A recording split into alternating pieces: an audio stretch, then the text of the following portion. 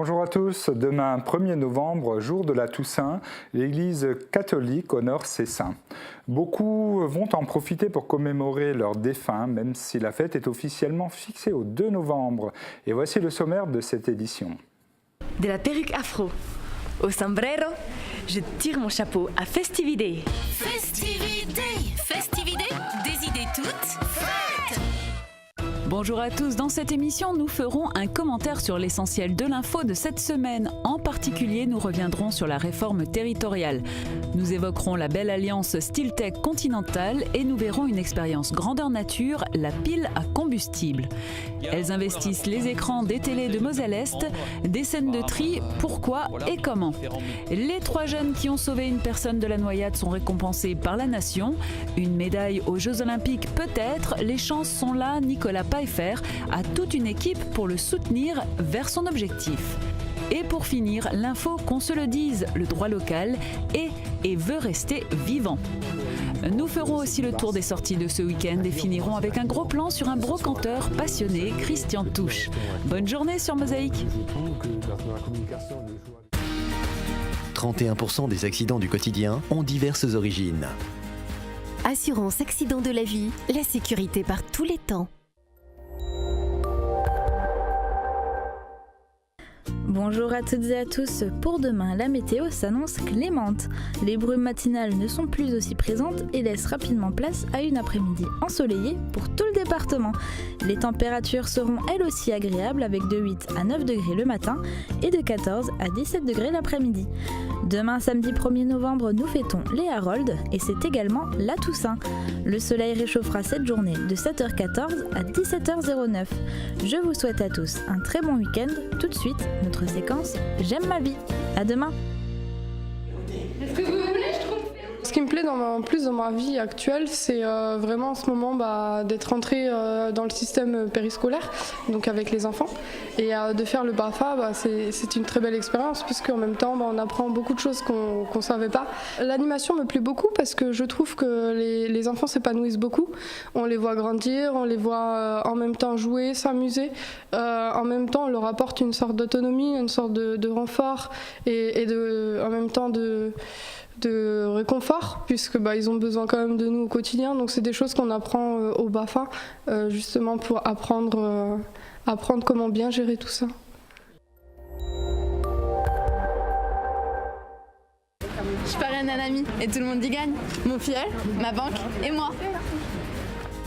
Au Crédit Mutuel, un client satisfait rayonne.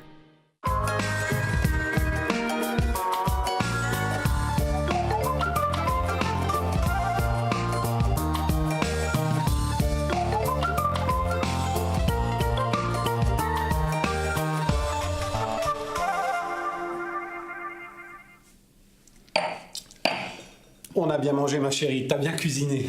Merci.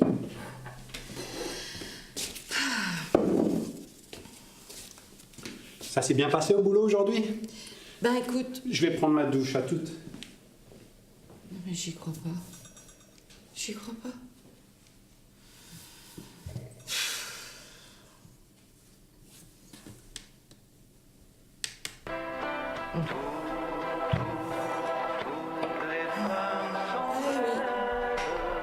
Surtout en tablier.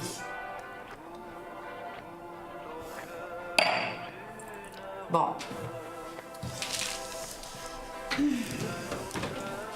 Dis-moi, chérie, il n'y a plus de slip propre. T'aurais pas un petit retard dans le linge? Écoute, Jules, tu descends la buanderie, tu regardes dans le sèche-linge, je sais pas, tu trouveras bien quelque chose. Bon, si t'arrives pas à suivre, achète un petit stock d'avance. Jules! Je suis pas ta bonne, hein?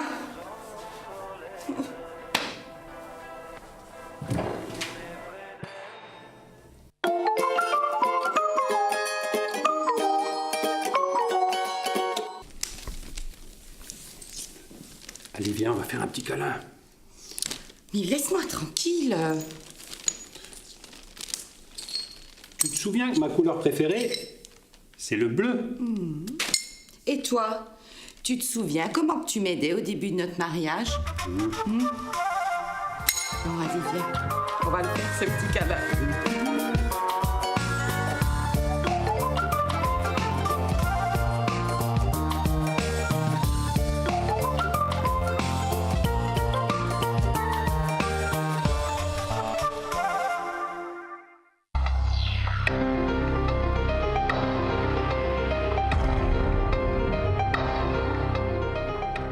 Bonjour Julia. Bonjour Francis, bonjour à tous. Dans l'essentiel de l'info, nous ne pouvions pas occulter la réforme territoriale. Et c'est finalement une intervention du Premier ministre qui redonne espoir aux Lorrains. Oui, puisque lors de son intervention devant le Sénat, Manuel Valls a à nouveau évoqué cette fameuse carte à 13 régions. Et donc a priori, l'Alsace qui voudrait rester toute seule n'obtiendrait pas gain de cause. Et cette réforme inspire l'humour des illustrateurs, comme on le voit sur l'écran. Est-ce que finalement Jean-Pierre Masseret, président du Conseil régional de Lorraine, continuera à défendre ce qu'il a déjà fait par le passé, une fusion Lorraine-Alsace ? Oui, et puis en tant que sénateur, il veut proposer un amendement, même s'il a peu d'espoir qu'il aboutisse, il l'admet lui-même, mais pour avoir une fusion simplement de l'Alsace et la Lorraine, et donc ne pas faire la grande région A3 avec Champagne-Ardenne. Qu'on se le dise, le droit local est et veut rester vivant. Oui, et il est vivant. Preuve en est, ces 20 dernières années, par exemple, il y a eu une vingtaine de modifications. Alors, ce sont des petites modifications, des petits ajustements. Pas de remise en cause, mais effectivement, oui, il est là, il est vivant. Et pour tous ceux qui s'inquiètent de modifications susceptibles de mener à la disparition du droit local, on écoute l'intervention de Jean-Marie Wörling. C'est justement pour qu'il ne soit pas menacé, pour qu'il continue à vivre, qu'il faut le faire évoluer. Il ne s'agit pas de le remettre en cause ni dans son existence, ni dans sa philosophie, mais de trouver des formes, des modalités d'application qui répondent véritablement aux attentes actuelles des Alsaciens et des Mosellans. Alors Julia, quelles sont les attentes, les demandes des Alsaciens et des Mosellans ? En premier lieu, c'est, quoi qu'il arrive, maintenir le droit local, qui est une fusion des régions, donc la réforme territoriale, qui est des modifications de la Constitution, qu'il y ait quoi que ce soit, ils veulent le maintien du droit local. Finalement, on connaît bien l'assurance maladie, mais quels sont les autres domaines où le droit local intervient ? Alors, il y en a beaucoup. Pour ceux qui vivent ici, qui en profitent, il y a en premier lieu celui que tout le monde connaît, les 2 jours fériés supplémentaires, le vendredi saint, le 26 décembre. C'est spécifique à l'Alsace et à la Moselle. Maintenant, le droit local, il y a des choses au niveau du droit du travail. Il y a par exemple des spécificités concernant le travail dominical ou bien la durée du préavis en cas de démission d'un salarié. C'est spécifique aux 3 départements. Il y a aussi le droit local des associations qui est très différent. Il y a des spécificités en termes de surendettement, de faillite civile, l'artisanat et ses corporations obligatoires. Et puis on peut aussi citer côté religion la rémunération des curés, des pasteurs et des rabbins, donc les 3 religions concordataires qui sont rémunérées par l'État. Et puis l'enseignement religieux dans les écoles, dans les établissements scolaires, y compris publics, dans les 3 départements. Très bien. Alors une belle image qu'on a vue et vécue cette semaine, c'est l'alliance Conti-Stiltech. Oui, 2 entreprises qui sont voisines, un savoir-faire, une commande, et puis au final, une pièce de 3 tonnes qui traverse la rue pour aller s'installer devant Continental. Alors je me suis noté les chiffres, elle mesure 6 mètres sur 5 et elle est donc en inox et en acier.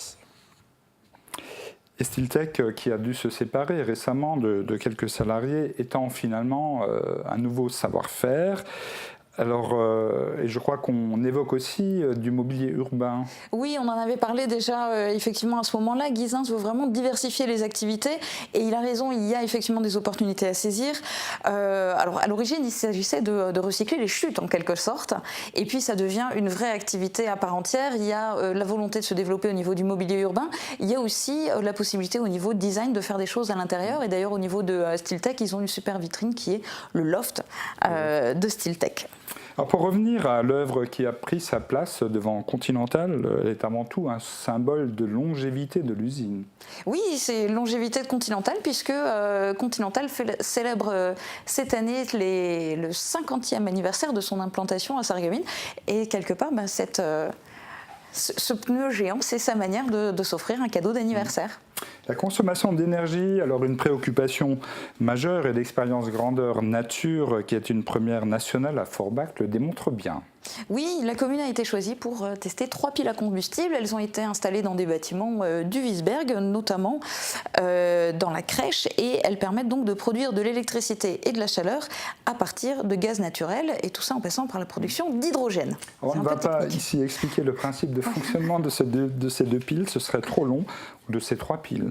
Alors où sont-elles installées et quel est l'objectif poursuivi ? Donc dans le quartier du Wiesberg, je disais notamment à la crèche, c'est faire quelque part un test grandeur nature. Ça va être vraiment faire le bilan au bout de 2 ans de l'évolution des factures, combien ça coûte, sachant que vraiment la pile à combustible est censée pénétrer réellement le marché français à partir de 2016. Donc ça va être vraiment tout de suite à la fin de ce bilan. Donc une affaire à suivre, une séance de cinéma un peu particulière au Forum. Oui, c'est Mosaïque qui a projeté en avant-première les épisodes de Scène de tri. C'était en présence de quasiment toute l'équipe de Mosaïque et donc notamment l'équipe technique qui les a réalisés, en présence des acteurs aussi. Voilà, et alors en sachant que ce projet, effectivement, c'est Mosaïque qui l'a réalisé, mais à la base c'est une commande, et c'est une commande du SIDEM, donc le syndicat de transport et de traitement des déchets de Moselle-Est. On va essayer de savoir finalement ce que recherche le SIDEM, et on écoute cet extrait. C'est une autre manière, j'espère plus ludique, de faire que chacun puisse prendre conscience de l'importance de son geste. On parle aujourd'hui d'économie circulaire, d'énergie renouvelable, et tous les gestes qu'on peut faire au quotidien ont leur importance, et c'est ce qu'on essaye de faire comprendre par différents médias et différentes façons d'aborder la problématique. Alors Mosaïque a réalisé 30 clips qui seront diffusés dans toutes les télévisions locales. Oui, diffusé un clip par jour pendant les jours ouvrés pendant 30 jours, et à la fin de l'opération, il y aura une projection, donc une diffusion de l'ensemble des épisodes mis bout à bout. Nicolas Pfeiffer ira au JO de Rio dans son fauteuil roulant, mais il sera préparé et soutenu. Alors oui, parce qu'on l'a vu cette semaine, bien plus qu'une opération de sponsoring, c'est un véritable partenariat qui a été signé à travers une convention entre Moselle Sport Academy, la Fédération Handisport et AVS. AVS, c'est donc l'entreprise sarregueminoise qui s'engage à soutenir financièrement Nicolas Pfeiffer pendant 2 ans. Donc c'est pas simplement du petit sponsoring sporadique, quoi. Alors il est de plus en plus demandé donc aux collectivités de s'adosser à des privés pour qu'ils s'investissent à leur côté, et c'est finalement AVS. Alors tu l'as un peu abordé à l'instant, qui est réellement AVS ? Donc AVS offrait jusqu'à maintenant des services d'aide à la personne à domicile. Maintenant, il s'est étendu aussi au transport Wilhelm-Massin et au matériel de santé. Vous les avez peut-être connus à l'époque sous le nom de Serco Médical. Maintenant, c'est AVS. Et ce soutien, ça va permettre de se faire connaître et de faire connaître justement ces différentes activités. Et avant tout d'aider un Nicolas Pfeiffer qui finalement se trouve gonflé à bloc. On l'écoute. C'est une grande chance pour moi, et ça va m'aider dans ma carrière, et puis maintenant je sais que j'ai vraiment tout un groupe derrière qui me suit et qui compte sur moi. Voilà, est-ce que Nicolas Pfeiffer finalement a une chance ? Oui, il est fort, il est très très fort. Il a l'avantage aussi d'avoir commencé le tennis handisport très jeune, ils ne sont pas si nombreux.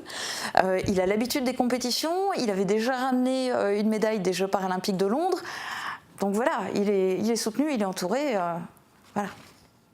Il y a des chances. Changement de sujet, 3 jeunes exemplaires ont sauvé de la noyade, donc une personne.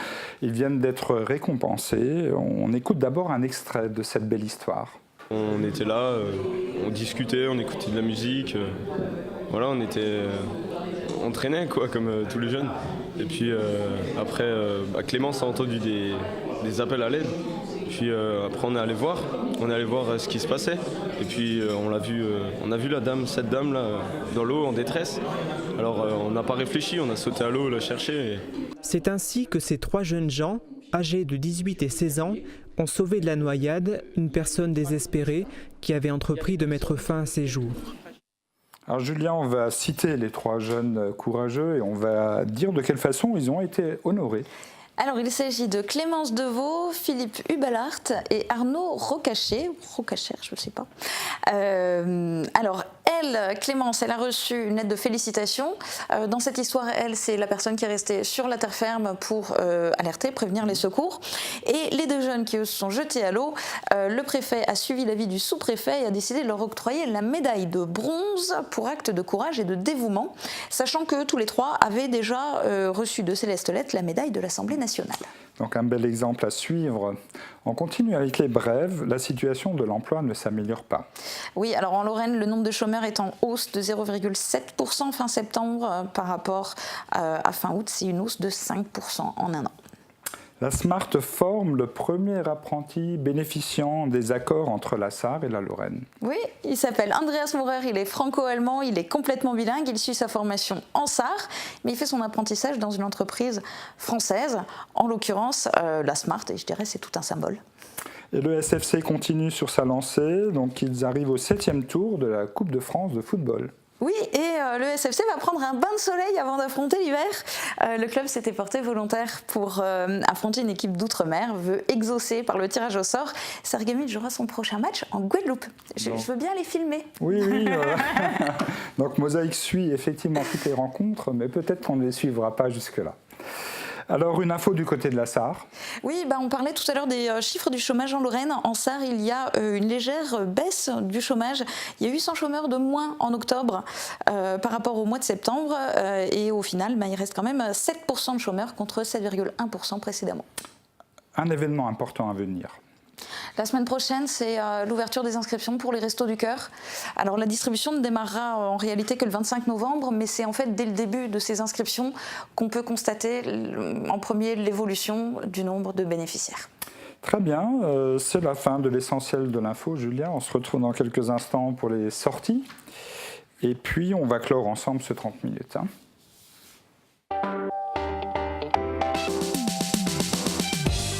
Retrouvez l'ensemble des émissions de la semaine, toute l'info et les magazines que vous voulez voir ou revoir, c'est sur Mosaïque.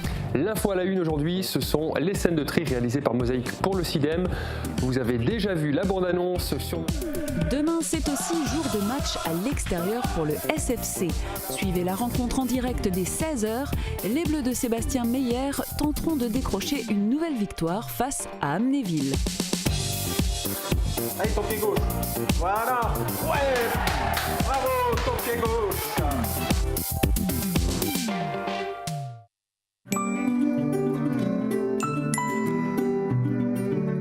FBS, du bon temps par tous les temps.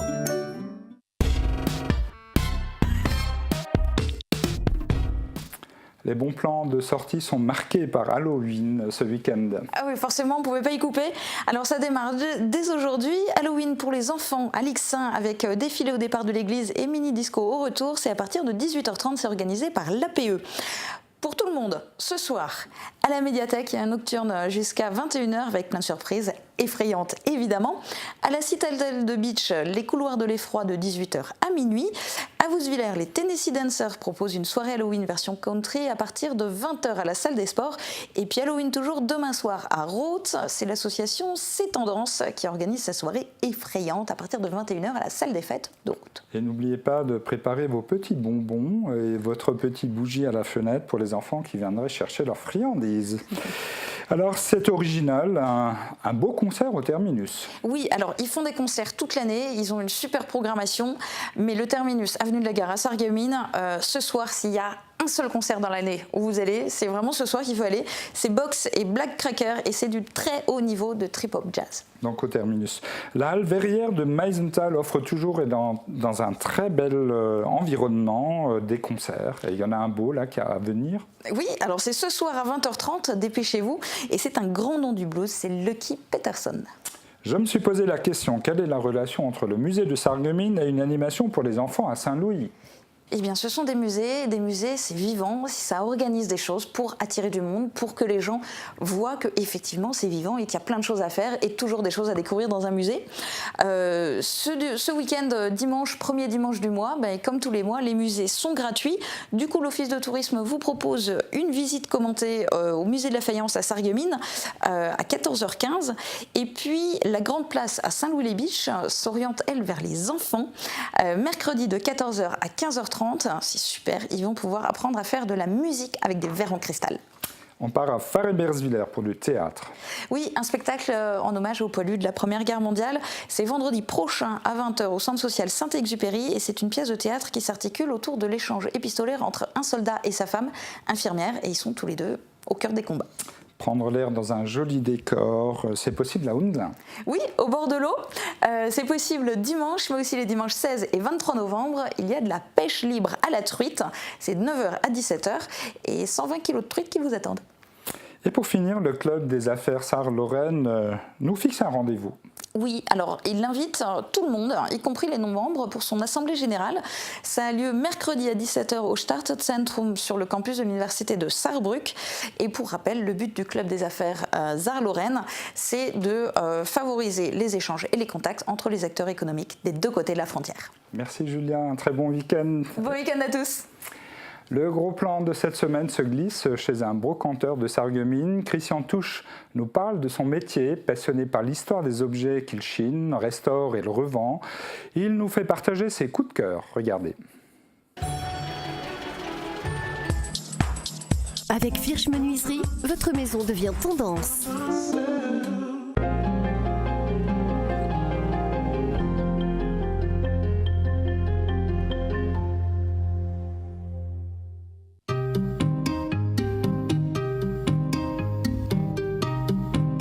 Bonjour, bienvenue à la brocante TC, Touche Christian, je vous en prie.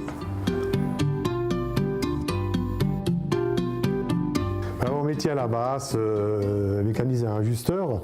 Bon, j'ai fait un peu dans le multiniveau, un peu dans la vente directe. Et à un moment ou à un autre, j'ai pu, si vous voulez, créer ce que j'avais toujours envie de créer, être à mon compte. Et par le biais de restaurer des meubles à brocante TC, m'a permis, disons, plus ou moins d'acquérir aujourd'hui ce que j'ai le statut de commerçant brocanteur. Je pense l'antiquaire cible plus ou moins des meubles d'époque. Il spécialise plus ou moins sur le style du meuble, or que le brocanteur, je pense que c'est plus vaste. Un client, pour moi, c'est un client. Que ce soit 1 euro ou 5 000 euros, le client reste pour moi un client. Donc je trouve que dans la communication, le choix de tout le monde fait que je peux avoir une tasse à 1 euro, je peux avoir une armoire à 5 000 euros. Je pense que ça c'est la différence.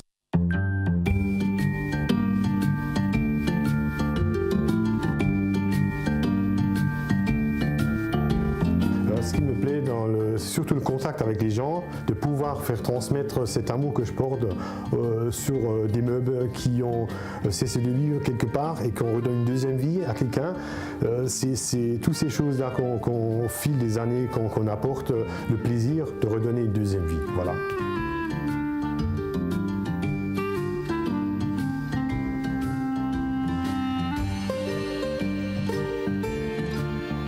Tout ce qui sort ici de cet atelier, j'essaie de le transformer sur son état d'origine, restaurer, recoller les chaises, par exemple, comme c'est le cas là. Là, on a une chaise qui est complètement bancale. Ça se passe comme ça, vous voyez. Donc, voilà, complètement bancale. Donc là, ce qui va se passer, je vais retirer donc l'assise, qui est donc fixée avec 5 ou 4 vis. Le fait de tout décoller, d'enlever les clous s'il y en a, enlever la vieille colle, recoller, remettre des serre-joints, poncer et cirer. Et remettre à l'assise, voilà. Et là, entre guillemets, je donne même parfois des garanties. C'est le fait de dire, cette chaise-là, je la connais, voilà, elle sera solide, et s'il y a quoi que ce soit qui arrive, je la reprends, je la refais. Et c'est ça encore la particularité des anciens meubles, on peut y travailler dessus sans pour autant casser parce que c'est conçu de telle manière que tout se désosse. Voilà. Mais je trouve que le bois est très fragile, donc je n'ose pas trop insister. Alors moi je prends toujours maillant. J'ai eu beaucoup de contacts avec des ébénistes, je dirais des gens de métier, à qui j'ai vu certaines choses, ça m'a intéressé. Et après, bon, je suis un peu curieux de naissance aussi, hein, faut le savoir. C'est que j'aime bien comprendre le pourquoi du comment et de pouvoir se dire, bah tiens, si lui arrive à le faire, j'arriverai aussi. Et voilà, de but en blanc, ça s'est fait comme ça fil des années, je suis dans ma 18e année. Alors ça, c'est tout un jeu, j'en ai 6, ils sont à refaire pour un client qui les attend prochainement. Alors ça fait que, c'est vrai, il y a des surprises, j'ai eu beaucoup de choses où je me dis, tiens, tu ne vas pas y arriver. Non, je me suis intéressé et qui sait, quelqu'un qui s'est intéressé à un travail trouvera toujours une solution. Je pense à partir du moment, comme tout chineur, il y a des chineurs qui sont spécialisés pour ça. Tu sais que j'ai encore beaucoup de choses à apprendre dans ce domaine-là. Après, c'est l'instinct.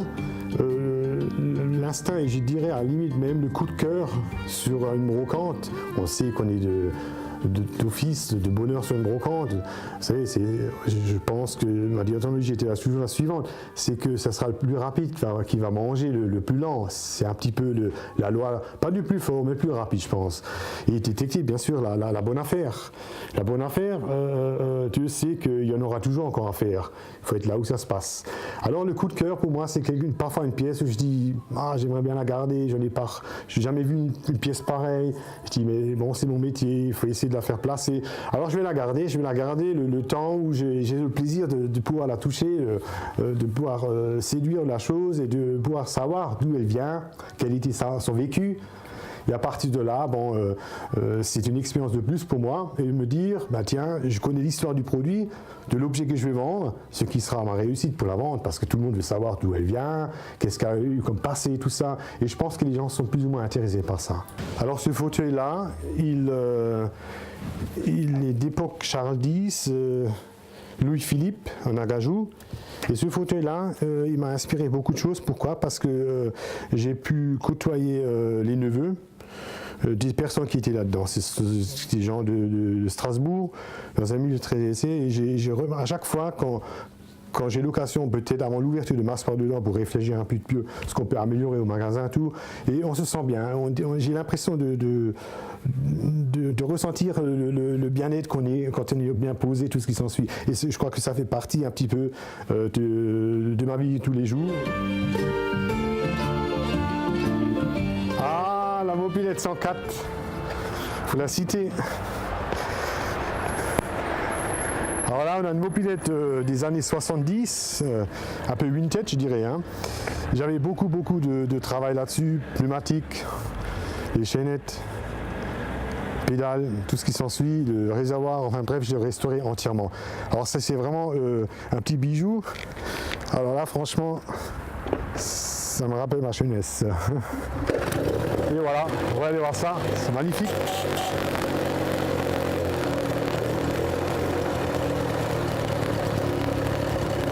C'était très fiable. Il faut le savoir que en chaque homme se cache ce petit garçon d'antan, je dirais. Et puis Dieu sait qu'on avait tous les petites combines pour les faire marcher plus vite. Aujourd'hui c'est un petit peu différent. Je pense qu'aujourd'hui c'est le but de les avoir dans l'état d'origine et surtout pas trafiquer, c'est un peu le jargon que nous on avait utilisé quand on était gosses, mais de la laisser vraiment dans l'originalité le plus près possible.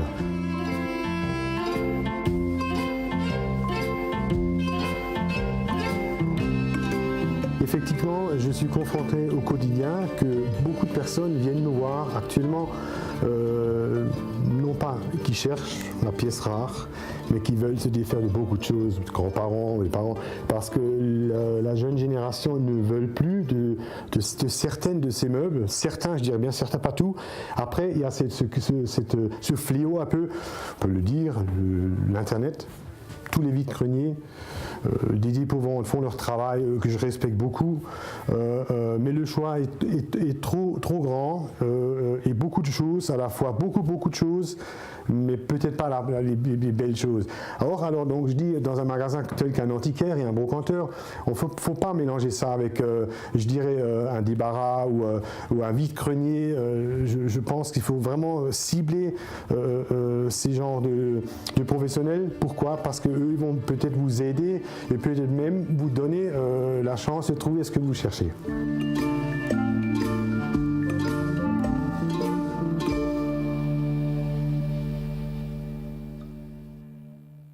Voilà pour ce très beau sujet de Catherine Henrich et merci à Christian Touche de nous avoir fait partager sa passion.